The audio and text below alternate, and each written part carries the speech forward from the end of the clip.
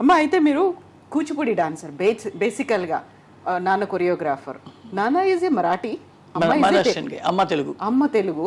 కాకుండా కూచిపూడి డాన్సర్. మరి మీరు చేసిందంతా కూచిపూడి డాన్స్ అనేది కాదు కదా సినిమాల్లో కనిపించేది. నేను యాక్చువల్లీ క్లాసికల్ ఒక పూంగడి అని ఒక మిస్ దగ్గర నేర్చుకున్నాను.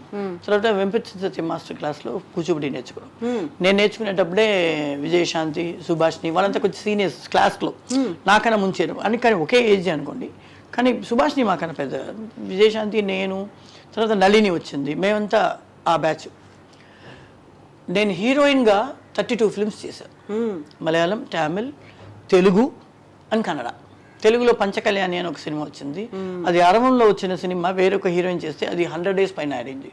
తెలుగులో నేను హీరోయిన్, చంద్రమోహన్ గారు హీరో.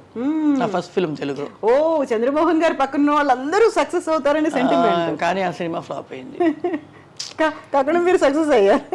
32 ఫిల్మ్స్ చేసాం, పెద్దగా క్లిక్ అవుట్ అవ్వలేదు. హీరోయిన్గా సక్సెస్ అనేది ఉంది కదా, తను పెట్టుకుంటే సినిమా సక్సెస్ అవుతుంది అనేది, ఆ పేరు రాలేదు.